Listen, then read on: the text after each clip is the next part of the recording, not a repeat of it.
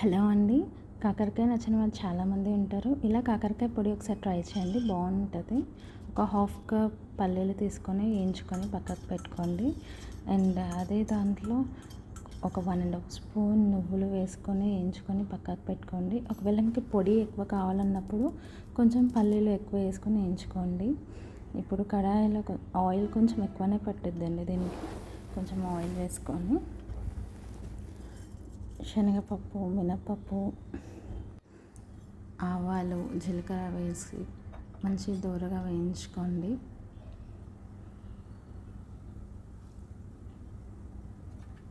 గుర్తుపెట్టుకోండి, తాలింపు బాగుంటేనే కర్రీ కూడా బాగుంటుందండి. మాడిపోతే తాలింపు అస్సలు బాగోదు కర్రీ ఏదైనా సరే. సో తాలింపు ఇంపార్టెంట్. కొద్దిగా కరివేపాకు వేసుకొని వేయించుకోండి. ఇప్పుడు కొంచెం పసుపు తీసుకొని వేసుకోండి, చిటికెడు. ఇది కొంచెం వేగాక పసుపు ఇలా ఆయిల్లో వేస్తేనే పసుపు స్మెల్ రాదండి. అండ్ ఇప్పుడు మనం కట్ చేసుకున్న కాకరకాయ పీసెస్ వేసుకోండి. కాకరకాయలు కొంచెం సన్నగా కట్ చేసుకోవడం బెటర్, అప్పుడైతేనే మంచి ఫ్రై లాగా అవుద్ది. లేకపోతే ఇలా మెత్తగా ఉండిపోద్ది పీసెస్. ఇప్పుడు మూత పెట్టుకొని ఒక 5 మినిట్స్ అలా ఉంచేసుకోండి. మధ్యలో ఒకసారి కలుపుకోండి. మీడియం ఫ్లేమ్ మీద ఉంచండి. అండ్ కొద్దిగా సాల్ట్ వేసుకోండి. ఇప్పుడు మూత పెట్టకుండా అలా అంతే కుక్ చేసేసేయండి. ఎందుకంటే మనకు కొంచెం ఫ్రైలాగా కావాలనుకుంటున్నాం కాబట్టి.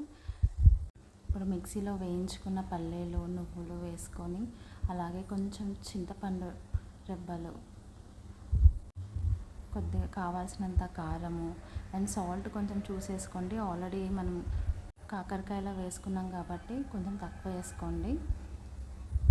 7-8 వెల్లుల్లి రెబ్బలు అలా వేసుకోండి. ఇప్పుడు ఇది మిక్సీ పట్టుకుందాము. అండ్ ఇది మరీ ఫైన్గా వద్దండి, కొంచెం కోర్స్గా ఉండాలి పౌడర్ అనేది. ఇలా కలర్ గోల్డెన్ బ్రౌన్ వచ్చాక మనం మిక్సీ పట్టుకున్న పౌడర్ మొత్తం దీంట్లో వేసుకొని మంచిగా తరవాలి. ఒక 30 సెకండ్స్ సిమ్ మీద అలా పెట్టేసుకొని మిక్స్ చేసుకోవాలండి.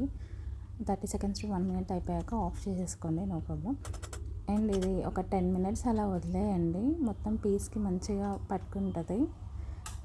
పుల్ల పుల్లగా, కారం కారంగా చాలా బాగుంటుంది. ఒకసారి ట్రై చేయండి.